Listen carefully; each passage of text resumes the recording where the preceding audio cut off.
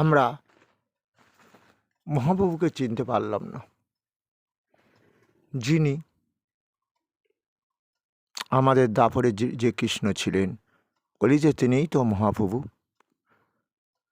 কলির জীবের চেতনা থাকবে না, দেহ দিয়ে এত পাপ করবে, তাই তিনি চৈতন্য নাম নিয়ে আমাদের কাছে এলেন। সন্ন্যাসী হওয়ার পর তার নাম হলো প্রভু শ্রীকৃষ্ণ চৈতন্য। যিনি নিমাই নাম ছিল, গোড়ার চাঁদ ছিল, তখন বাড়িতে টোল খুলে নবদ্বীপবাসীকে অনেক অনেক জ্ঞানের কথা বলেছিলেন, কেউ তাকে মানছে না। তাই তার ইচ্ছা হলো, মনে হলো, যদি আমি সন্ন্যাসী হই, সন্ন্যাসীর জ্ঞানের কথা নিশ্চয়ই ওরা মানবে। তাই মাকে ত্যাগ, মাকে বউকে ত্যাগ দিয়ে সন্ন্যাসী হয়ে এলেন। কিন্তু সন্ন্যাসী হয়েও কি লাভ হলো? তবুও তার জ্ঞানের কথা কেউ মানল। আজকে আমরা দেখতে পাই যে কি দেখতে পাই, মুসলমানদের মধ্যে আল্লাহু আকবর, সবাই বলে আল্লাহু আকবর। মালিক বলে না, আল্লাহু আকবর বলে। মালিক বললে একটু সুবিধে হয়, দেহটা তাড়াতাড়ি পাপ মুক্ত হয়। আমার এই বাড়ি গাড়ি ধন দৌলতে, দেহটা আমার নয়, সবই মালিকের। তাই মালিকের নাম করে দেহ পাপ মুক্ত করব, এটা তাদের মধ্যে একটা বাসনা সাধনা আছে। তাই তারা দেখতে পায় ঠিক 5 বার তারা আল্লাহ মালিকের নাম করে। আর আমাদের মহাপ্রভু বলেছিল, হরের নাম হরের নাম হরের নাম কৈবলম। কেবল হরিনাম, হরিনামই তোমাদের একমাত্র সুখ দেবে, শান্তি দেবে। দেহ পাপ মুক্ত করো, হরে বলো, আমি হরণ করব কৃষ্ণ তোমাদের পাপ। কারণ আমি গীতাতে বলেছিলাম না, সব ধর্ম ত্যাগ দিয়ে সর্বধর্মান পরিত্যাজ্য মামেকং শরণং ব্রজ অহম তাম সর্ব পাপেভ্য মোক্ষয়িষ্যামি মা শুচ। হে অর্জুন, তুমি পিণ্ড খেয়ে মোক্ষ লাভ করবে না। আমি যদি বলি সেই পরমেশ্বরকে দেহ দিয়ে স্মরণ করো, এই দেহটা তারই সৃষ্টি, এই দেহ ঘরে তিনিই আছেন। ওই যে বললেন, সর্বস্ব চাহং হৃদি, সমস্ত জীবের হৃদয়ে আমি আছি। আর দেহযন্ত্র পরিচালনা করছেন পরমেশ্বর। ঈশ্বর সর্বভূতানাং হৃদে সৌর্জুন তিষ্ঠতি ভ্রমায়ুন সর্বভূতানি যন্ত্ররূঢ়ানি মায়ায় তমেব শরণং গচ্ছ। বাবা মা দেহ তৈরি করেছে, সুখ দিয়েছে, শান্তি দিয়েছে, তাই বাবা মাকে পুজো করো। ইহলোকের পিতা। আর পরম পিতা কি করেছে? প্রজননস্মি কন্দর্প, বাবা মাকে সন্তান উৎপাদন কাম দিয়েছেন। হে অর্জুন, তাই আমি জগৎ পিতা। তাই বলেছিল প্রহ্লাদ যে পিতা স্বর্গ, পিতা ধর্ম, পিতা হি পরমং তপ, পিতরিমা প্রিয়ন্ত সর্বদেবতা। বাবা 33 কোটি দেবতা বাবা সত্য, কিন্তু আমি তোমাকে পুজো করি, মাকেও পুজো করি। বাবার থেকে মা বড়, তার ভালো কথা। পিতামাতা আমাদের দেবতা স্বরূপ, কিন্তু সেই পিতামাতাও পারে না পুত্রের কর্মের ফল বা ভোগ খণ্ডন করতে। দেহ যদি পুত্র পাপ কাজ করে, পাপের ফল তাকেই ভোগ করতে হয়। এটা যেন জীব না ভুলে যায়। তাই প্রহ্লাদ বলেছিল, কি বলেছিল, যে দীক্ষাদাতা গুরু হচ্ছে সব থেকে বড়। আর দীক্ষাদাতা গুরু নিশ্চয়ই সে কৃষ্ণ ভজন করবে। আর সেই ভগবান কৃষ্ণ তাই বলেছিলেন যে অতি দুরাচার পাপী ব্যক্তিও যদি অর্জুন আমার শরণাপন্ন হয়, নিশ্চয়ই এ দেহ পাপমুক্ত হয়ে যাবে এবং মৃত্যুর পরও পরম মোক্ষ লাভ করবে, আর পিণ্ডের প্রয়োজন হবে না। তাই কলিজীবকে বলেছিল না, কুবুদ্ধি ছাড়িয়া করো শ্রী হরিনাম সংকীর্তন, অচিরাতে পাবে তবে কৃষ্ণ প্রাণধন। নাম সংকীর্তনে হয় সর্ব অনর্থ নাশ, সর্ব শুভোদয়, কৃষ্ণ প্রেমের উল্লাস। ভগবান বলেছিলেন তো, কৃষ্ণ নাম করে দেহ পাপমুক্ত হবে, দেহ দিয়ে সুখ পাবে। কারণ সেই কৃষ্ণ ভগবান বললেন, অর্জুন কি বললেন, ঈশ্বর সর্বভূতানাং হৃদ্দেশ অর্জুন তিষ্ঠতি ভ্রমায়ণ সর্বভূতানি যন্ত্ররূঢ়ানি মায়ায়া তমেব শরণং গচ্ছ সর্বভাবেনা ভারতম তৎপ্রসাদাৎ পরাং শান্তি স্থানং প্রাপ্স্যসি শাশ্বত।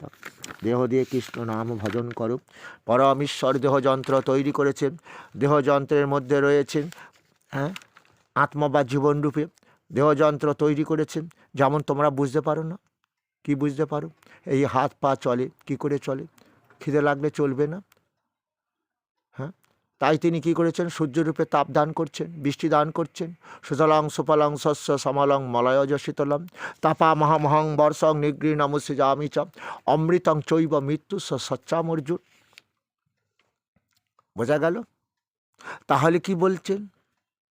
পরম ঈশ্বরের শরণাপন্ন হতে। যেখানেই তুমি দেখবে সেই পরম ঈশ্বর সব কিছু করছেন। শুধু তাই নয়, এই দেহযন্ত্র পরিচালনা করছেন মানে জানো? তুমি যে পেট পুড়ে খাবে, খেয়ে যদি 7 বার পায়খানা করে মরে যাবে ডিহাইড্রেশন হয়ে। তিনি বলে দিলেন, শোনো অর্জুন, অহম বৈশ্যা নরভূত্তা প্রাণিনাং দেহমাশ্রিতা প্রাণ অপান সমাযুক্ত পচমন্নং চতুর্বিধম। আমি 4 প্রকারের অন্ন সৃষ্টি করেছি দৃষ্টি দিয়ে ধরিত্রী মাতার বুকে। চর্ব, চুষ্যব, লেজ্জ, পেয়। এবং তোমরা জানো, দাঁত ছিল না, পেয় খাদ্য খেয়েছি। দুধ, মায়ের স্তনে দুধ দিয়েছে, গাভীকে দুধ দিয়েছে। সেই মায়ের দুধ কমে গেলে গাভীর দুধ খায়। সনাতন ধর্মের লোকেরা এই জন্য গাভীকে মাতা রূপে পুজো করে। শুনতে পেয়েছ? তবে শোনো, তাহলে দাঁত উঠে গেছে, মা আমারই সৃষ্টি ফল আপেল ছেলেকে খাওয়াচ্ছে, গেল। আর পেয়ারা খাচ্ছে, হাতে করা রুটি খাওয়াচ্ছে, দাঁত যেই উঠে গেছে। এবারে শোনো অর্জুন, কী হবে? তবে প্রকৃতির নিয়ম অনুযায়ী কিন্তু দাঁত একদিন থাকবে না, ভেঙে যাবে। বলে দাঁত বাঁধাবো, নানান রকম তোমরা বলবে, বিজ্ঞানের যুগ। যাক, তাহলে চর্ব খাদ্য আপেল, পেয়ারা, হাতে করা রুটি ইত্যাদি। আর পেয় খাদ্য দুধ হয়ে গেছে। চুষ্য খাদ্য শরবতী লেবু, সেও তো ভগবানের সৃষ্টি, ওটা তো বিজ্ঞান আনেনি, ভগবানই তো দিয়েছে নাকি। তবে বিজ্ঞান উন্নত করছে, উন্নত করতে করতে শেষ পর্যন্ত দার্জিলিংয়ের কমলা লেবু এখন টক হতে পারে।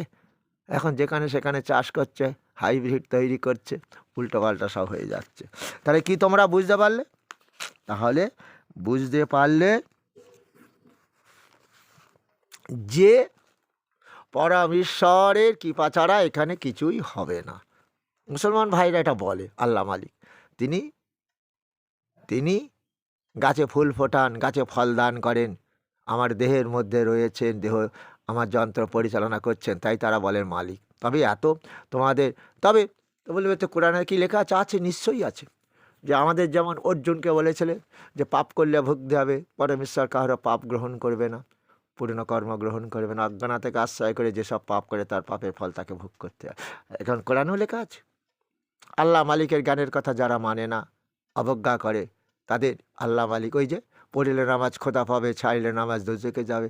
আল্লাহ মালিককে যারা ভজে না তাদের নরক প্রাপ্তি হয়, নরক যন্ত্রণা ভোগ করতে হয়। কি বুঝলে? নরক যন্ত্রণা ভোগ করতে হয় না? দেখো না, আজকে মুসলিমদের একটা ছেলে অন্ধ হয়ে জন্মেছে, কেউ খঞ্জ হয়ে জন্মেছে, শুনতে পেয়েছ? কেউ লিউকেমিয়া, কেউ থ্যালাসেমিয়া। কি হলো? বাচ্চাটা কি পাপ করেছে? এই পূর্বজন্মের কর্মের ফল। কিন্তু কিন্তু কি জানো, ওনাদের মধ্যে একটা প্রচার হয়ে গেছে যে না, আমাদের আর পুনর্জন্ম হয় না। তাহলে অন্ধ ছেলে হলো কেন? খোঁড়া হলো কেন? ওই যে তোমরা বুঝতে পারো না, পড়লে নামাজ খোদা পাবে, ছাইলে নামাজ দুজকে যাবে। যারা অহংকার করে খোদা আল্লাহ মালিককে মানে না, তারই কৃপাতে দেহ তৈরি হয়, তাহারই কৃপাতে দেহ সুখ ভোগ করে, তারই কৃপাতে গাছে ফল ফুল হয়, সূর্য আলো দেয়, চন্দ্র আলো দেয়, তারই কৃপাতো। তাই তো তিনি দেহের মালিক আমার, তাকে দেহ দিয়ে ভজন করব, দেহের মধ্যে পাপ ঢুকতে দেব না, কাম ক্রোধ লোভ এগুলো ঢুকতে দেব না। দেহ সুস্থ থাকবো, এটা তো সবাই চায়। তাই তারা 5 ওয়াক্ত আল্লাহ মালিকের নাম করে দেহ পাপ মুক্ত করে। সেখানে তো বুঝতে পেরেছ? হরে কৃষ্ণ। তুমি কি করলে? তুমি বললে তোমার মৃত্যুর পর তোমার ছেলে তোমার পাপ মুক্ত করার জন্য আজ হরিনাম গাইছে, গীতা পাঠ করছে, দেহ পাপ মুক্ত করবে তো। যেটা মহাপুরে চলো, হরের নাম হরের নাম হরের নাম কই বললাম, কলৌ নাস্তে বা গতির নাতা। এদিকে ভগবান বললেন, কি বললেন? অর্জুন, না দত্তে কসচিৎ পাপং না চৈবা সুকৃতিং বিভু অজ্ঞানে না আবৃতং জ্ঞানং তেন মুহ্যন্তি জন্তব। পরম ঈশ্বর কাহারও পাপ গ্রহণ করবে না, পুণ্যকর্ম গ্রহণ করবে না। অজ্ঞানে থেকে আশ্রয় করে যে যার পাপ করবে, পাপের ফল তাকে ভোগ করতে হবে। পাপের ফল কে ভোগ করবে? বাবা অসুস্থ হয়ে গেলে শরীর, ডাক্তার দেখাবে না? খিদে লাগলে মা কি তাকে খেতে দেবে না? কোনো মা বাবা পারবে না তো। কিন্তু পরমেশ্বর কি করে বলো দেখি? তাকে অবজ্ঞা করলো, পাপের দেহ হয়ে গেল, ওই দেহে তিনি থাকছেন না। আত্মা, হ্যাঁ আত্মা ওই যে নবম অধ্যায়ে পরিষ্কার করে দিয়েছে। মায়া ততমিদং সর্বং জগত ব্যক্ত মূর্তি না মস্তানি সর্বভূতানি না চং তেস্য বস্থিত। শোনো অর্জুন, আমার সৃষ্টি সমস্ত জীব, তাদের মধ্যে আমার সৃষ্টি আত্মা থাকবে, কিন্তু তাদের মধ্যে আমি থাকতে পারবো না। কেন থাকতে পারবো না? ন চ মস্তানি ভূতানি পশ্চমে যোগমৈশ্বরম ভূত ভিন্ন চ ভূতস্থ মাম আত্মা ভূত ভাবন। ওরা আমাকে চাইছে না, অর্থার্থী ভক্ত, পাপ করেছে দেহ দিয়ে, রোগমুক্ত হওয়ার জন্য ভক্ত, তবু আমার ভক্ত। অর্থাৎ ওই যে অর্জুনকে বলল চতুর্বিদা ভজন্তে মাং জনা সুকৃত ন অর্জুন আর্ত জিজ্ঞাসুর থার্থী জ্ঞানী চ ভরতস্বব। সুকৃতশালী 4 শ্রেণীর ভক্ত আমার ভজনা করে। অর্জুন বলছে ভক্ত ভাগ করে ফেললে, হ্যাঁ ও আমার ভক্ত নয়, রোগে শোগে। ওই যে আর ফ্যাট হয়ে গেছে, ফ্যাটি অর্থাৎ কোলেস্ট্রল বেড়ে গেছে, মাছ খাওয়া হবে না, মাংস খাওয়া হবে না, সুগার বেড়ে যাচ্ছে, কি বলে ওই মাটির তলার জিনিস খাওয়া হবে না, কি বলবে যে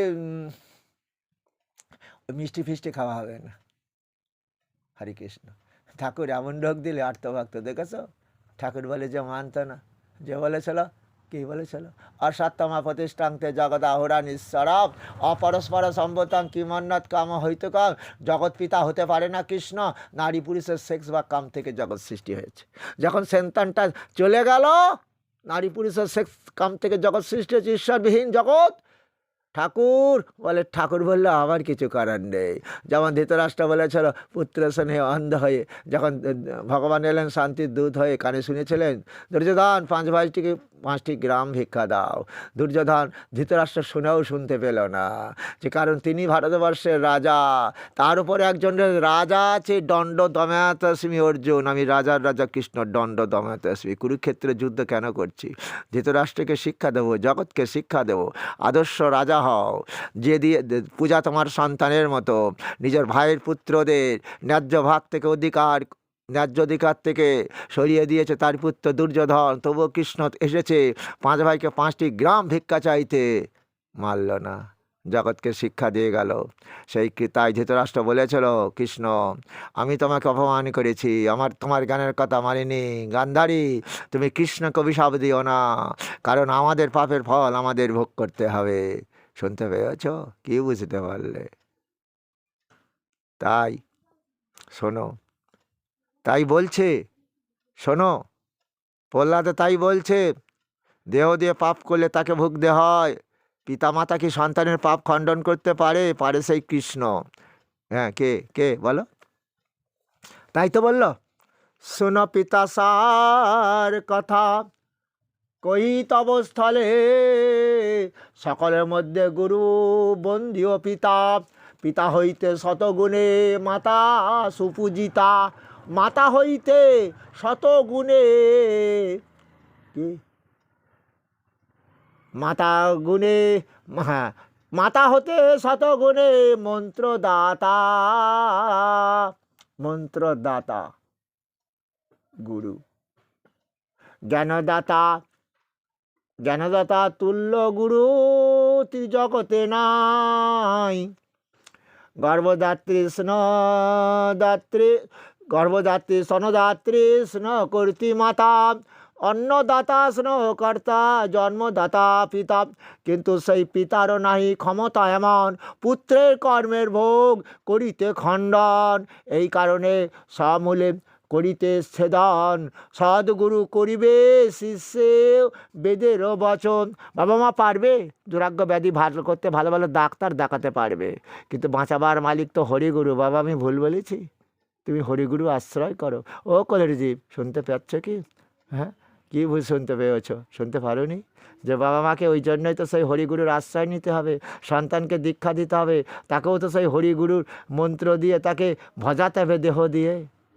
এটাই তো মহাপ্রভু বলেছিল, 10 মিলি সন্ধ্যাবেলায় দাঁড়িতে বসিয়া মাগো, এই যে সন্ধ্যে দাও তো তোমরা, ওটা বেটা ছেলে দেয় না, ওই সময়ও অন্তত একটু হাততালি দিয়ে হরিনাম গাও, ও তাহলেও তোমাদের সন্তান শুনছে, দীর্ঘ আয়ু লাভ করবে। গর্ভের সন্তানটাও তো শুনছে না? ওই যে অর্জুন পুত্র অভিমন্যুর অকাল মৃত্যু হলো কেন? সুভদ্রাকে বলেছিল যে সুভদ্রা চক্রব্যূহের মধ্যে প্রবেশ করার মন্ত্রটা শোনো। তখন অভিমন্যু গর্বে তো সেটা শুনলো, কিন্তু তারপরে সুভদ্রা ঘুমিয়ে পড়লো। অভিমন্যু শুনতে পারল না চক্রব্যূহ থেকে বার হবার, তাই তো তার চক্রভয়ের মধ্যে প্রবেশ করেছিল, কিন্তু বার হওয়ার মন্ত্র জানে না। মৃত্যু হলো, অকাল মৃত্যু সপ্তরতির হাতে। শুনেছি কি মায়েরা, গর্ভে সন্তান হলে তখন থেকেই তোমরা যেন এই হরি নামটা গীতা ভাগবতের লোকে শুনিও।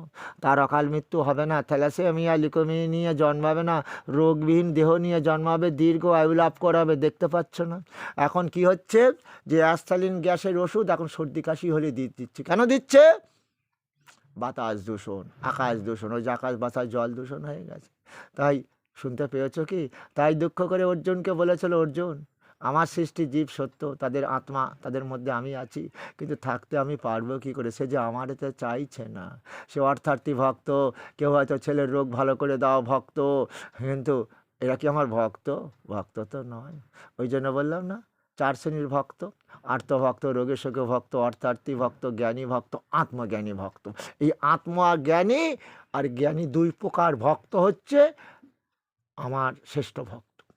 এই নিজে থেকে যতদিন চেতনা আসবে, পাশের বাড়ি মারা গেছে, তাই মা বলছে আমার খোকা তো গীতা পাঠ দেবে, হরিনাম দেবে, তখন তো আমি মরা কানে শুনতে পাবো। আমার ছেলে তো পুড়িয়ে দিয়েছে, তাহলে মরা মা কি আর শুনতে পায় হরিনাম গীতা? তাই আজকে থেকে আমি একটু গীতা পড়বো, হরিনাম গাইবো।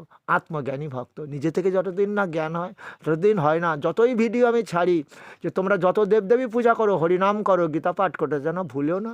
তাই তোমরা অনুকূল ঠাকুরের শিষ্য হও, রামনারায়ণ হও, হরিবোল হও, কিন্তু মরে গেলে তোমার ছেলে ওই গলায় তুলসীর মালা পরবে, তোমাকে পিণ্ড খাওয়াবে, হরিনাম শোনাবে, গীতা ভাগবত শোনাবে, তখন তোমার কোনো কাজ হবে না। হরে কৃষ্ণ। কিছু বুঝতে পারলে কি? তাহলে নিশ্চয়ই তুমি দীর্ঘায়ু লাভ করার জন্য ছেলেকে এইভাবে দীক্ষা দেবে। এটাই মহাপ্রভু চেয়েছিল তো। ব্রাহ্মণ শ্রেষ্ঠ কেন? তার বাবা 12 বছর বয়স হয়ে গেলে তার দ্বিতীয় জন্ম দেয়, কারণ ওই গুরু তার দ্বিতীয় জন্ম দেয়। গুরু তার মন্ত্রটা দিয়ে দিল। তার মন্ত্রটা কি ছিল? ওং ভূর ওং ভূর ভুবস্সঃ তৎ সবিতুর্। ওং, আবার বলি মন্ত্রটা, ওং ভূর ভূ ভুবস্সঃ তৎ সবিতুর্বরেণ্যং ভর্গো দেবস্য ধীমহি ধিয়া ইহ ন চ প্রচোদয়াৎ। শুনতে পেয়েছ? গুরুর দেওয়া মন্ত্র। এইবারে দ্বিতীয় বার জন্ম হলো। তাহলে আমরা কি করি ওটা? ছেলে 12 বছর বয়স হলে দীক্ষা দিয়ে দেবো গুরুর কাছে। তাহলে এবার শুনতে পেয়েছ কি প্রহ্লাদের কথা? 8 বছরে প্রহ্লাদ কি বলেছিল? বলল, শোনো, মন্ত্রদাতা গুরু ছাড়া এই জগতে কেউ আপন নয়। মন্ত্রদাতা গুরু, কৃষ্ণ নাম ভজন করছে, তাহলে কৃষ্ণই তো মৃত্যু দেয়, মৃত্যু সর্বহারস্য। আর মৃত্যু দিতে পারবে? তার পরম মঙ্গল করবে তো ভগবান। তাই তো প্রহ্লাদের কথাটা সত্য নাকি? তোমরা কি বলছো? ও হবে কি, সে তো সব হয়ে গেছে, কারেন্ট অফ হয়ে গেছে, ফালতু বকছি।